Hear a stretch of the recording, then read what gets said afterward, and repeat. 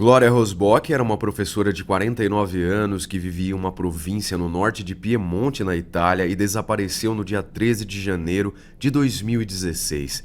No mês seguinte, seu corpo foi encontrado em um depósito de lixo. As investigações apuraram que o responsável pelo homicídio foi um ex-aluno da Rosbock, por quem a mulher se apaixonou perdidamente. Estavam entrelaçados em promessas. Ela queria o amor do jovem. Ele, na verdade, queria somente o dinheiro dela, até que um dia ela descobriu. E, bom, eu já conto toda a história para vocês em detalhes. Sejam todos muito bem-vindos ao Insólito.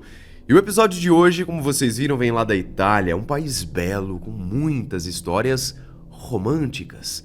Diz aí, galera, quem acredita em amor à primeira vista? E quem acha que grandes diferenças de idade entre os namorados não têm a menor importância? Muito bem, a professora de francês, a querida Glória Rosbock, acreditava que o amor pode superar todas essas barreiras e ela apostou todas as suas fichas nessa crença, literalmente. O resultado? Bom, vocês estão num canal de True Crime, não é? Pois é. Eu sou o Marcos e se você quiser participar aqui da abertura do canal, como a Júlia vai fazer daqui a pouco, é só enviar o seu vídeo para contato@oinsolito.com.br, grava na horizontal. Pode falar só um vamos aos fatos ou fazer toda a abertura como a Júlia fez, tá bom? Então é isso, vou deixar vocês com ela, daqui a pouco eu volto para o início dessa história insólita. Olá, bem-vindos! Meu nome é Júlia. Se você ainda não é inscrito, lembre de se inscrever no canal. Se você já é inscrito, dá uma olhadinha no sininho de notificação, comenta bastante no vídeo para ajudar o engajamento, curte bastante e é isso. Recados dados, vamos aos fatos.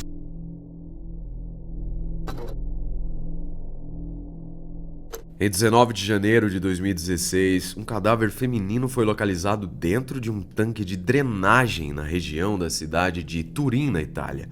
Os tanques de drenagem podem ser feitos de concreto para canalizar ali grandes volumes de água em estradas ou de PVC, dependendo da aplicação. Esse corpo estava muito deteriorado, porém a polícia teve a certeza de que se tratava de uma vítima de homicídio, ou seja, um caso de polícia. Assim, as investigações tiveram início. A vítima foi identificada como Glória Rosbock, uma professora de francês, ali de 49 anos de idade, que estava sendo procurada há mais de 30 dias. O resultado do exame necroscópico, realizado então pelo Dr. Roberto Testi, um médico legista, atestou que a causa da morte da Glória foi estrangulamento.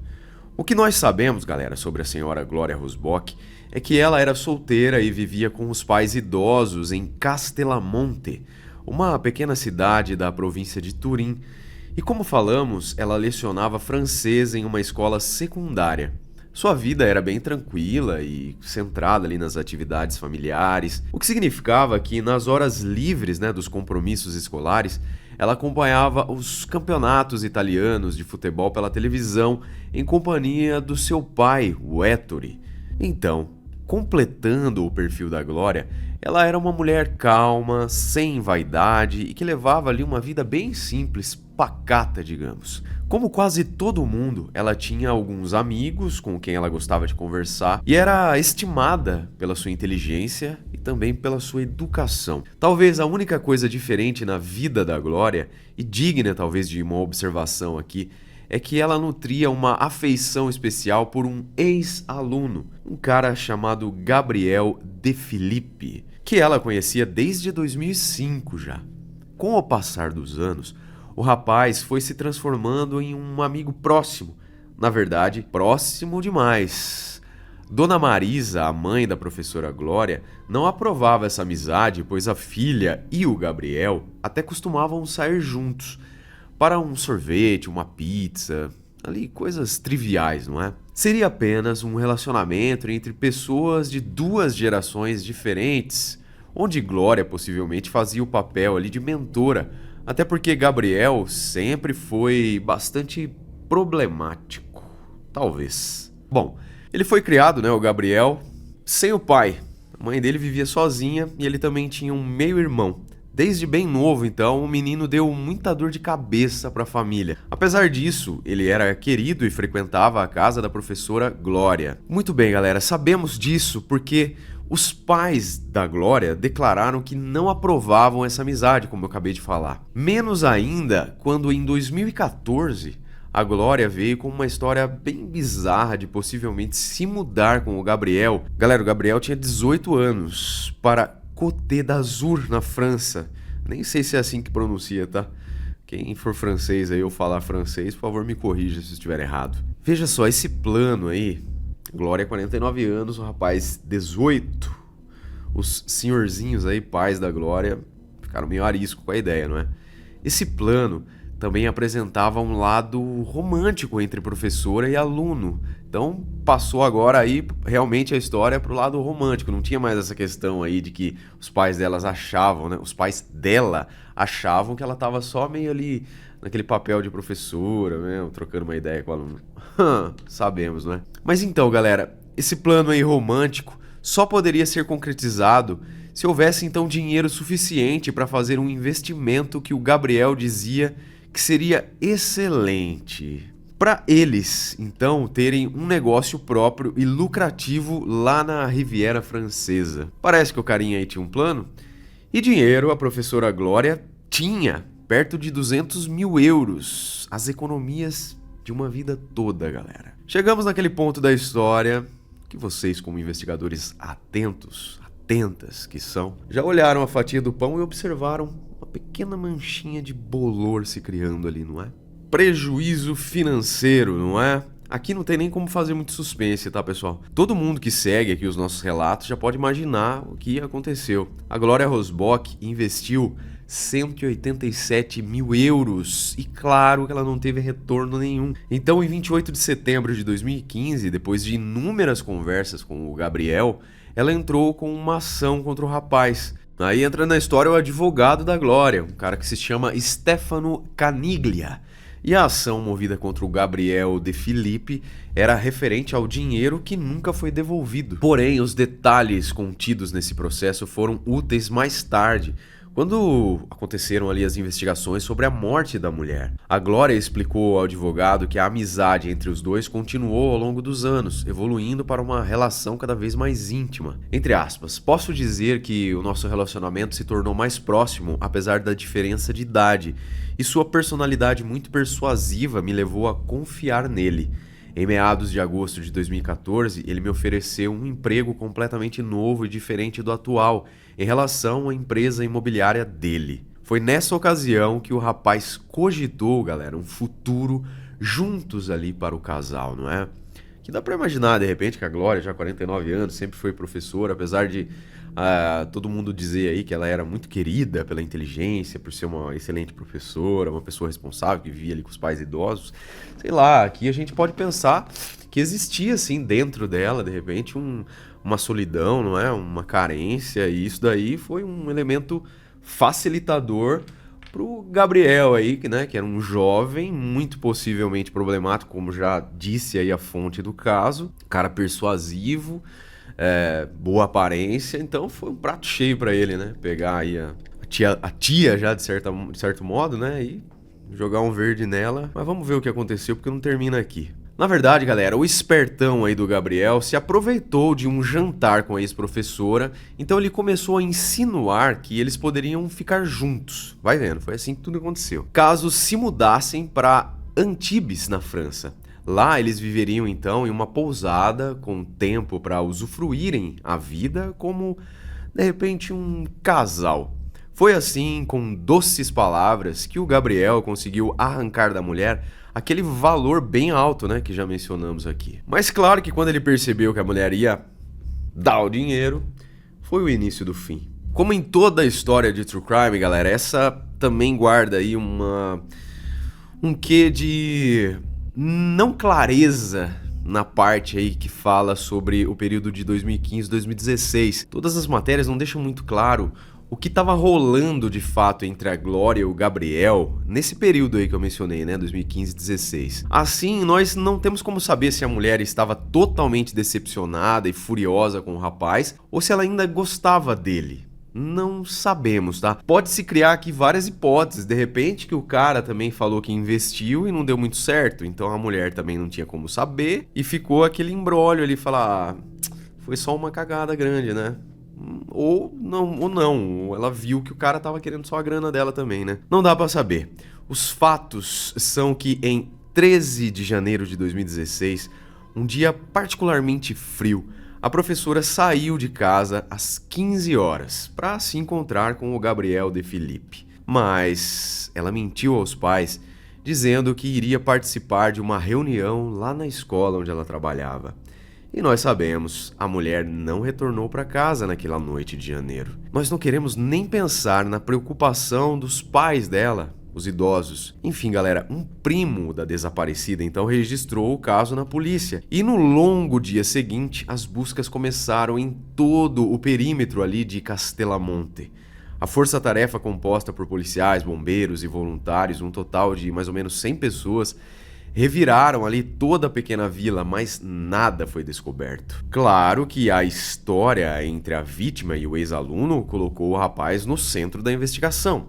E a polícia então chegou também a outros suspeitos, que logo nós iremos apresentar a vocês. O resumo da ópera, galera, é que um mês depois, Roberto Aubert, um homossexual de 56 anos de idade, amante e cúmplice, adivinha de quem? Do Gabriel. Acabou revelando a localização do corpo da Glória e relatando o que aconteceu nas últimas horas de vida da mulher. Como dá pra ver, o cara gostava aí de pegar as pessoas mais velhas do que ele, não é? Naquela tarde fatídica, a Glória saiu da casa e se encontrou com o Gabriel e também com o Roberto Aubert, em um ponto ali de encontro próximo da casa dela. Os homens, então, estavam esperando por ela em um Twingo branco. O motorista era o Roberto, que fingia ser um advogado.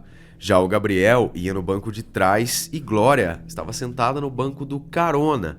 Desse modo, o rapaz se posicionou de maneira estratégica para poder atacá-la no momento oportuno.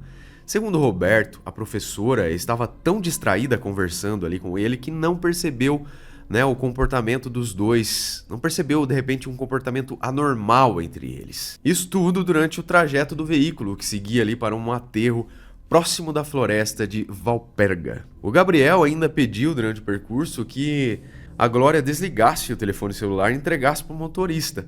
A desculpa dele foi bem esfarrapada, foi fugir de uma fiscalização do IR. E como citado por uma das fontes que consultamos, assim, quando começa a jornada que levará à morte, a Glória não tem como pedir ajuda. Fato é que os dois homens levaram a mulher para as proximidades ali do tanque de drenagem de Riviera, e foi o Gabriel que, de repente, estrangulou a mulher com uma corda. Após ser assassinada, ela foi despida, suas joias retiradas e ela foi então jogada de cabeça para baixo dentro da cisterna. Uma cena completamente chocante de se imaginar, não é, abduzidos? Lamentavelmente, foi dessa maneira cruel, sem qualquer chance de defesa, sem qualquer ato de humanidade e sem piedade, não é? Que a Glória Rosbock morreu. O Roberto Aubert, com esse depoimento, ou seja, essa versão aí dos fatos, se apresentou apenas como testemunha ocular e não como um cúmplice perverso. No entanto, certamente essa era apenas uma mentira, não é? Com o objetivo de se proteger das consequências do crime. Como que não é cúmplice, caramba? O cara tava sabendo o que tava acontecendo, cacete. Ai, desculpa, galera, eu fico pé da vida com essas coisas. Posteriormente, ele declarou... Como que o cara senta na frente da polícia e dá uma declaração aparvalhada dessa, né? Tem que ter muita cara de pau. Posteriormente, então, pessoal, ele declarou que também foi seduzido sexualmente pelo Gabriel e que temia pela própria vida. Tudo bem, aí é um pouquinho mais plausível, não é? Mas ainda assim, coloca ele como cúmplice, pô. Esse cara tá dirigindo o carro, caramba.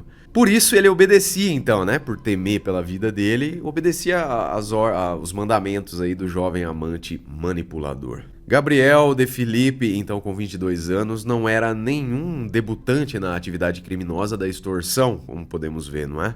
Antes de enganar e matar a Glória Rosbock, ele chantageou outras mulheres. Gabriel se valia das mídias sociais para conhecer novas vítimas em potencial, depois ele atraía essas mulheres para um relacionamento, né, com elas.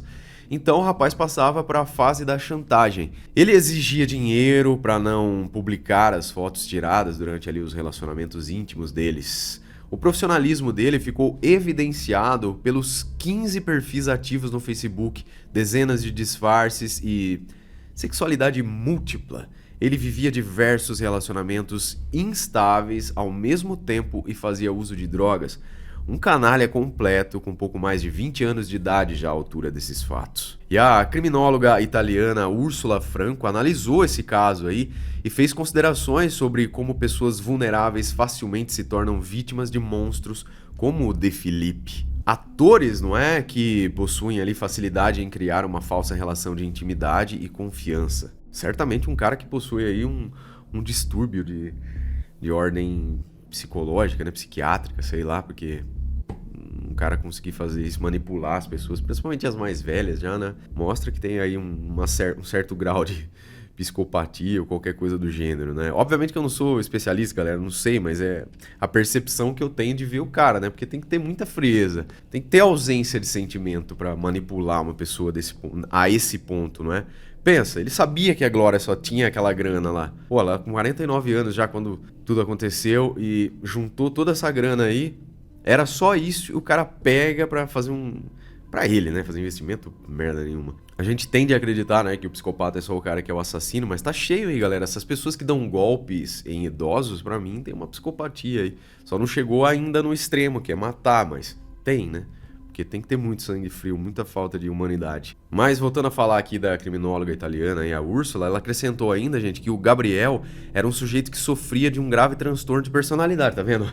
Eu fui antecipando, e é isso mesmo. Ele tinha traços ali antissociais e narcisistas, sendo um mentiroso habitual, megalomaníaco, pois é, fanfarrão e incapaz de sentir empatia, culpa ou remorso. É isso aí. E como eu acabei de falar, pra nós aqui também, acabou até de deixar marcado aqui no roteiro Eliana, pra nós lembra, obviamente, a definição de um psicopata, não é? Mas quero saber a opinião de vocês. Meu caso ainda não acabou, tá, gente? Só fazendo mais um parênteses aqui.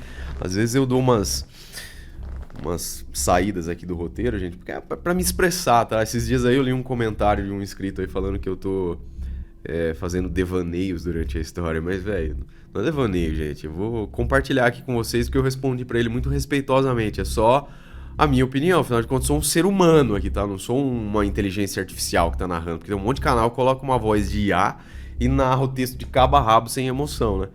Então aqui eu procuro humanizar, me conectar com vocês pra gente trocar ideia, ver se tá na mesma sintonia, se pensa a mesma coisa a respeito do caso, tá? Porque eu acho que fica mais legal, fica mais interessante, mais humano, tá bom? É isso. Na verdade, gente, diversos especialistas da área da psicologia falam sobre pessoas que inocentemente caem em golpes sentimentais, perdendo então até mesmo grandes quantias de dinheiro na tentativa de conseguir um sonho de amor. A pessoa se calca ali na única coisa que ela tem, né? Pela falta de emoção ali, romance, paixão, amor, etc. Ela olha, pô, eu tenho dinheiro, então talvez eu possa conseguir. É tudo muito lamentável, né? E esse tipo de fraude emocional é um fenômeno considerado transversal, que pode envolver qualquer pessoa, independentemente de idade, gênero e origem social, tá? Ninguém pode se considerar imune a isso. A paixão bate, meu filho. Muita química envolvida no negócio, não é? Então, pessoal, ao mencionarmos esse assunto aqui na história, veio à mente outra história parecida, cujo golpista era Benjamin Field, um crápula e um safado na roupa de pastor protestante que abordava intimamente idosos, tanto homens quanto mulheres, tá? Ele protagonizou o episódio da vaidade no nosso especial sobre pecados capitais. Fica aqui a dica, inclusive, tá na home do canal, tá? Você clica aí no nome do insólito, vai pra home do canal, tem várias playlists lá.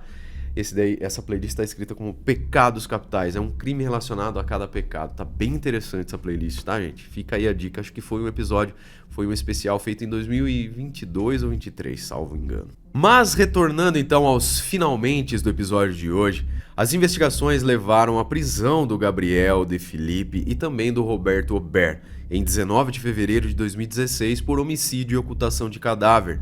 Caterine Abatista, a mãe de Gabriel, também acabou nas mãos dos investigadores, pois, conforme a acusação, a mulher sabia dos planos do filho, mas nada fez para impedi-lo e até mesmo forneceu álibis falsos e de alguma maneira dificultou a localização do corpo da vítima.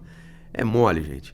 Um amigo do Gabriel também, Efísia Rosignoli, também foi considerada como suspeita. Essa garota aí teria se passado por uma funcionária de um banco na tentativa de tranquilizar a Glória sobre a alegada veracidade do investimento. Vejam só. Já em 14 de fevereiro de 2017, o julgamento do caso Glória Rosbock começou com a defesa do nosso acusado, aí, o Gabriel De Filippe. A defesa dele apresentou então um laudo psiquiátrico com documentos e relatórios de 2007 e 2008. Nos quais estava claro que aos 12 anos de idade, o Gabriel já apresentava uma personalidade fora do comum, comportamento perturbado, dizem os relatórios.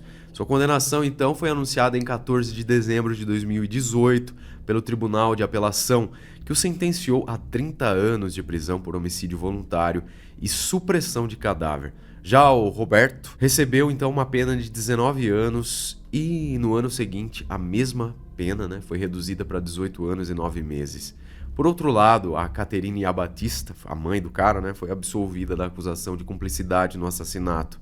Segundo o juiz do tribunal de Ivrea, ela não teria participado do assassinato da professora, de modo que ela recebeu uma pena de 14 meses somente por fraude. No seu julgamento, Gabriel encenou sentimentos que não sente, como nós vimos, não é? Mas que aprendeu ali a apresentar para manipular o próximo. Então, era certo que durante essa estadia na prisão, ele tentaria enganar o sistema prisional, usando todas as suas habilidades para parecer transformado em um novo homem. Isso é um alerta muito grande aqui, não é? Para que esses caras que saem aqui no Brasil não estão, por bom comportamento, também não estão usando dessa artimanha. Isso se realizou, galera, em dezembro de 2018, quando o rapaz declarou publicamente: estudar é uma forma de pedir desculpas aos pais da professora Glória Rosbock. Desde que estou na prisão, sou uma pessoa diferente, abandonei os personagens que interpretei antes, mas todos os dias me conformo com a minha consciência. Decidi me matricular em ciência política e me formar, então um dia gostaria de trabalhar, começar uma nova vida, e a universidade é um primeiro passo na minha jornada de reabilitação. Pô, por isso daí que ele está estudando, será que ele quer se tornar político? Diga-se de passagem, um habitat bem natural aí para esse tipo de pessoa. Uma forma de demonstrar, claro que eu não estou generalizando, tá, gente? Antes que me venham tornar a paciência aí. Outra forma, então, de demonstrar concretamente que não sou mais o Gabriel do passado, aquele que usava máscaras e achava que poderia conquistar tudo pelo engano. Tá reabilitado o nosso moço, não é? Eu não posso esquecer também o que aconteceu. Com o estudo e esse caminho que aprendi, quero pedir desculpas à família Rosbock, mesmo sabendo que esse meu perdão não será aceito. A recorrência desses casos de fraude emocional possibilitou até mesmo a construção de um perfil dos golpistas. Então, pessoal, peço atenção a vocês. Eles se mostram confiáveis, fingem ter uma moral e desejos em comum com você, vislumbram um relacionamento amoroso de longo prazo, desempenham um papel de protetores interessados em seu bem-estar, são manipuladores, de maneira direta ou indireta pedem dinheiro emprestado, caso sejam contrariados podem ser ameaçadores. E, segundo os dados de uma organização italiana, naquele país cerca de 10 mil pessoas caíram nas garras de manipuladores emocionais em pouco mais de 2 anos. Bom, gente, é isso. Fiquem então alerta, cuidem bem aí de vocês, dos parentes de vocês aí, por exemplo, pais, avós que têm acesso aí à tecnologia. Porque assim, não é só esse tipo de golpe que vai envolver romance, que a pessoa vai tentar conquistar, entrar na vida da outra. Às vezes é um golpe bem mais simples, tá? Compartilhar aqui com vocês aconteceu com uma conhecida minha, não vou falar quem é, obviamente, mas uma senhora que vive sozinha. Um cara chegou na casa dela, super bem vestido, né, usando terno, um carro bacana, parou na frente da casa dela, tocou a campainha, ela atendeu, falou: "Ô, senhora, tal, eu sou fulano de tal, eu sou gerente da sua conta no banco, poderia entrar, aconteceu um problema com o seu cartão", né? Como ela tem uma vida bacana, tal, deve movimentar bastante ali. O cara foi lá com esse pretexto, falou: "Só posso entrar aí pra gente resolver isso aí?" Entrou, o cara bonitão, cabelinho na régua, terninho, entrou. Não desconfiou de nada, né? Perfumado. Chegou lá, sentou, falou: "Ó, aconteceu isso aqui, então o banco, para evitar qualquer problema aí na movimentação da senhora, bloqueou o cartão. A gente vai já restabelecer aqui para a senhora, então você poderia só digitar aqui, colocar o cartão, digitar aqui os seus dados, a senha, por gentileza, aí a gente já desbloqueia e já vai emitir um cartão novo pra senhora. Não é que ela caiu? O cara transferiu 15 pau pra conta dele assim, ó, em um segundo e foi embora pela porta da frente. Não é? Então é complexo, cara. O bagulho é complicado. As pessoas usam aí da beleza. É aquela história, a linguagem silenciosa, né? Então todo cuidado é pouco. Nem sempre vai ser um negócio muito grande, que vai envolver meses, até anos aí de manipulação. Às vezes é questão de minutos, tá bom? Fico alerta aí, galera. Espero que vocês tenham gostado do nosso episódio de hoje. Quando a gente traz alguma coisa assim pra reflexão, contribuição, é super bacana. Aliás, a maioria dos episódios aqui do Insólito a gente tem essa motivação pra fazer, tá? É isso. Agradeço imensamente a sua companhia. Espero vê-los no próximo episódio. Um beijo do Ruivo e até lá.